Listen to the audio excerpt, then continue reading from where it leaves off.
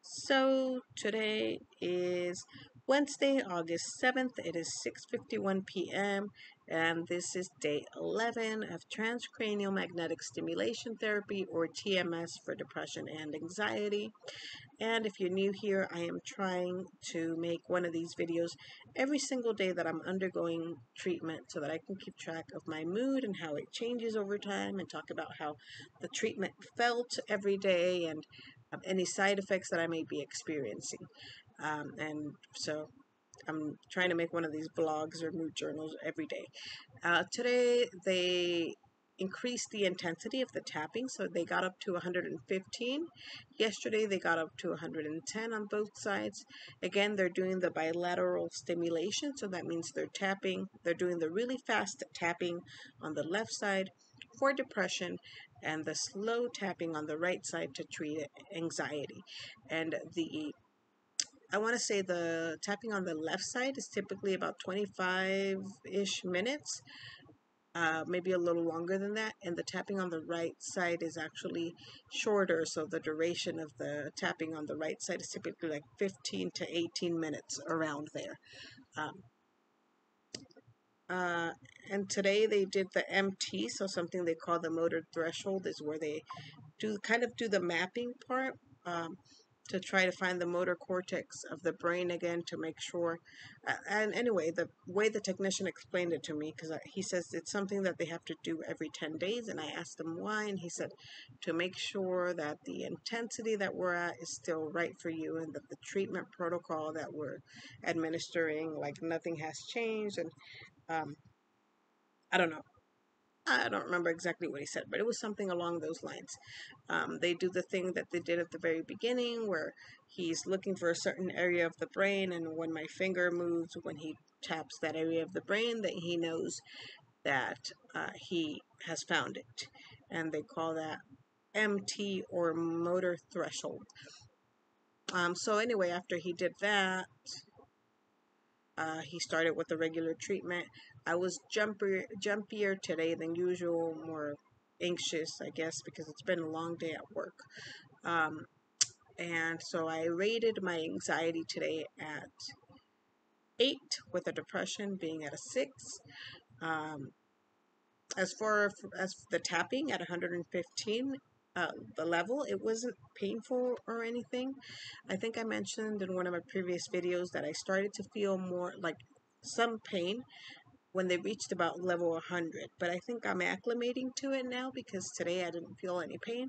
But then again, I was distracted throughout the session, because my mom called me, and then a friend of mine called me, to, like, someone who's in my cohort. We were talking about a project, and I was basically holding my phone out like this the whole time, and she, like, called me on FaceTime. So um obviously we're not allowed to have the phone directly to our ear when they're doing the treatment, but he said it's fine to just, like, hold it out and talk over the phone if we need to. So again, I think I was somewhat distracted, so I don't know if that has something to do with the fact that I didn't really feel any pain. I may just be acclimating it to it, and doesn't really feel, like, uncomfortable at this point. Um, and again, they got up to 115 on both sides, and the goal is to get to 120. So we've almost reached that 120 goal. Um, so let's see. Today, so I talk a little bit about what I did, who I saw, and how I felt, right? And any medication that I took. Today I took the 26.1 milligrams of azstarys, as I usually do, it's a stimulant medication that I take for ADHD. My diagnoses are cerebral palsy, ADHD, major depressive disorder, and generalized anxiety disorder. Currently, I'm not taking any antidepressants or anything like that. I was for a while. The last antidepressant I took was Effexor, but it was making me exhausted, and it wasn't really helping. And I have, like, videos where I talk about all the different medications that I've tried, and I review them all in my channel. But as of right now, I'm only taking the stimulant medication in the mornings for the ADHD. Today I had an appointment with my therapist around 6:15. in the morning, and like it sucks because I feel like that's the only time that I have to actually talk to her. At the same time, it sounds like she really only sees the clients in the morning and early afternoons. Where sometimes I wish she had appointments later in the evening, like around this time, or like on weekends where it could actually fit into my work schedule. But I think this is only like our fourth session together. I really like her, but I don't know if I'm gonna stick with her because I don't know if I want to keep waking up earlier than I have to, even if it's just once a week, because I'm so exhausted. But we'll see. I don't know. At the same time, I don't want to start over with a new therapist, so maybe I will stay with her. Anyway, today we were talking about cognitive distortions, right? So she was telling me that cognitive distortions are basically like irrational thoughts that like everybody has and that like will influence you to a certain degree, right? But in their more extreme forms they can be harmful. And I think, and she sent me a handout and everything, and I'll read parts of it right now. And I think that the cognitive distortions, kind of learning to recognize them, is part of CBT, or cognitive behavioral therapy, which I know is one type of psychotherapy. And so she sent me a list with the different types of cognitive distortions that people can have. So, like starting with magnification or minimization, which is like exaggerating or minimizing the importance of events. And it says one might believe that their own achievements are unimportant, or that their mistakes are excessively important, which is definitely something I do. Like when I graduated and I got my associate's degree with and also a graphic design certificate, it was no big deal. I didn't feel proud of myself. I constantly tend to minimize my own achievements. When I got my bachelor's degree in communication disorders, again, it was really no big deal. When I got into the master's program for speech and language pathology and started working on my master's degree, which I am now, I just finished up my first year. I have 2 more years to go because it's like a part-time online program. Again, I don't feel proud of myself. I don't know. Like to me, it's not a big deal, and I feel like no matter what I achieve, I never my confidence never increases. I never like tend to feel like proud of myself. So I definitely tend to minimize my achievements and magnify like my mistakes. So any little thing that I do wrong, yeah, like while I'm giving speech therapy or maybe during an assessment, I will ruminate on that and think about it over and over and over again. And sometimes it's not even a thought. Sometimes it's a feeling, right? Like I was telling her that sometimes, like if like I feel like my supervisor, which she's really nice by the way, but if I feel like she's looking at me like a certain way, I get this feeling of like just anxiety and like sadness and like it's hard to explain, but it's very much like a somatic feeling, right? Like I'm doing something wrong. I did something that I shouldn't have. Kind of feel not really a thought, but a feeling like trapped in my body.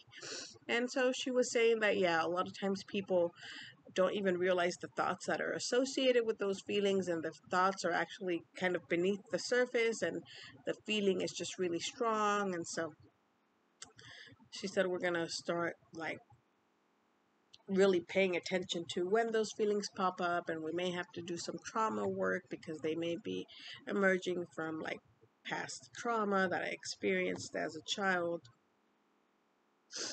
um and then yeah, there's like mind reading, which she says that I do a lot based on what I've told her, like interpreting the thoughts or beliefs of others without adequate evidence. So um you know I told her that like toward the end of the year, I have a couple supervisors, but one of my supervisors, another speech therapist who has much more experience doing this than I do, because I've only been at this for a little over a year, and I technically don't even have my master's degree yet. I haven't completed my studies. I'm very much a student, and I'm still learning. Um, at the end of last year, one of my supervisors at one of the school sites that I'm working at asked me how I felt about like overall, how was your first year as a speech therapist? Um, what did you think of it overall? And I'm like, well, I think there was a lot that I could have done better. I still have a lot to learn. Definitely got caught off guard by some things. And she's like, yeah, it takes a while to like get into the groove or to the flow of feeling like you know what you're doing. And she said, even I sometimes don't. She said, even she sometimes still feels like she has a lot to learn. But she said, overall, I think you're doing great. Awesome job. I know you still have a lot to learn, but you're doing great overall. And I remember thinking, like, I don't think she means that. I think she's just saying that to be nice. I think she's just saying that because she feels sorry for me. Because I feel like a lot of people just feel sorry for me because in my life, I think like a lot of people just have given me this look, or the way that they have like interacted with me is like the way that like able-bodied people interact with disabled people. And if you're not disabled, you may not have any idea of what I'm talking about, but it's almost like you're such an inspiration, you're amazing, but at the same time, it's like excessive sympathy. Like, I feel sorry for you, and like they just give you this like look and this smile. Um, it's almost like you're less than or inferior because you are disabled. Um, and so throughout my life, because I have cerebral palsy and I walk with a limp and um, I'm disabled, I have had that um, people kind of express themselves that way towards me, right?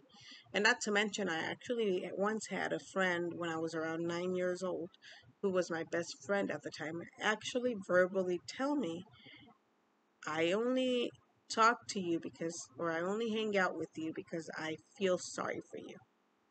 Like, so I think that like really confirmed the way that I had been feeling about myself at the time.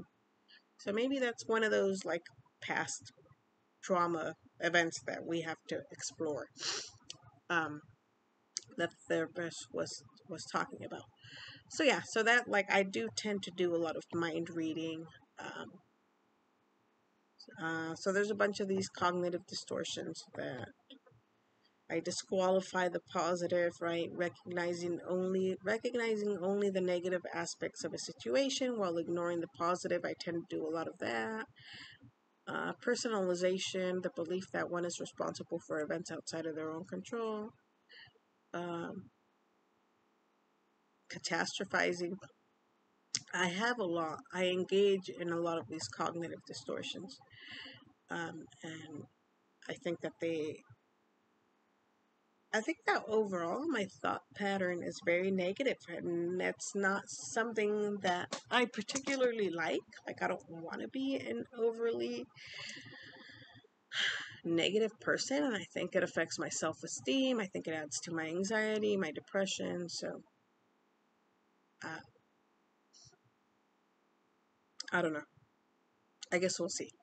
But yeah, that's me kind of going off on a tangent, but I think it's also relevant for me to recognize and talk about this on here, that I'm actually also doing other things to improve my mental health, right? Like counseling and going to therapy, because again, it might be that a couple of things together may lead to an improvement in symptoms, and may not all be due to the TMS therapy. So I always try to be as transparent as possible in these videos. Um,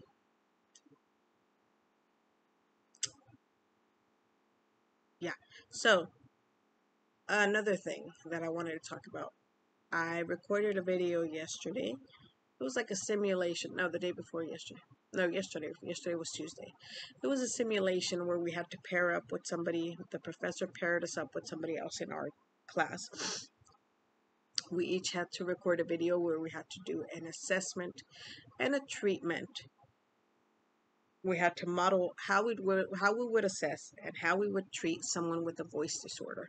So she gave us a hypothetical case, right? Like this person, 56-year-old smoker, has vocal nodules, is having trouble with their voice. Make a video showing how you would assess them, and make another video showing how you would treat them. So our partner would play the patient role, whereas we had to play I had to play the clinician role, and then we would switch.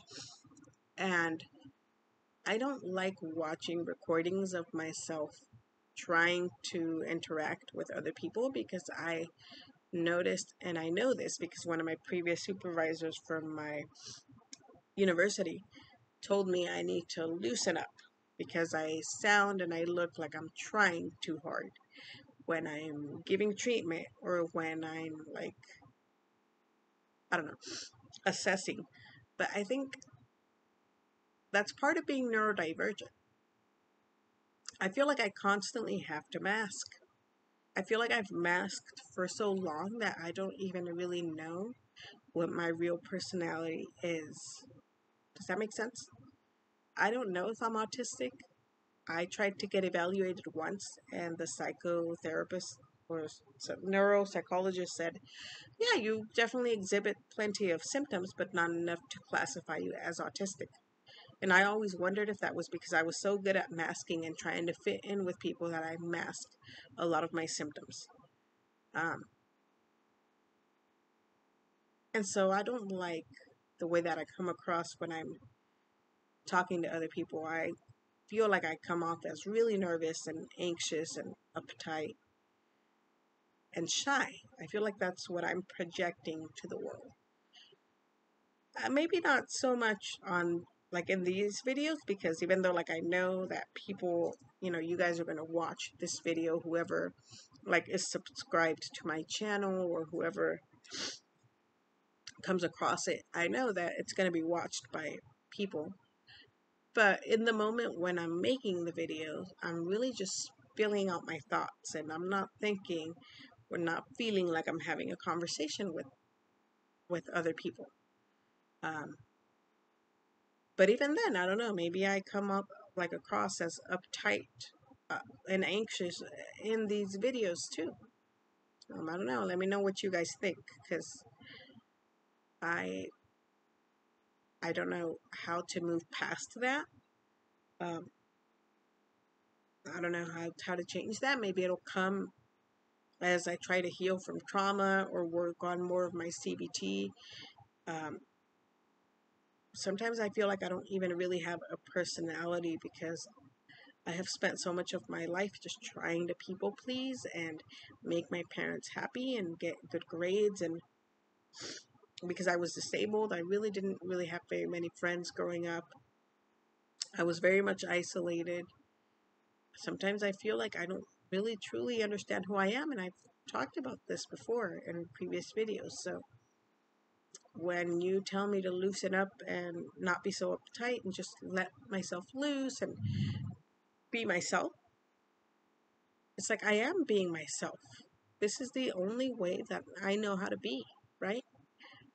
And I don't think that telling me that I need to relax, or that I'm really shy or whatever, that definitely doesn't help me feel better about myself, because I don't know how to change that. This is just the only way that I can be right now. Um, but yeah, this video is getting to be like almost 20 minutes long, so it went a little bit longer than expected. So kudos to you if you like made it all the way through. I will come back tomorrow for day 12 of my TMS update.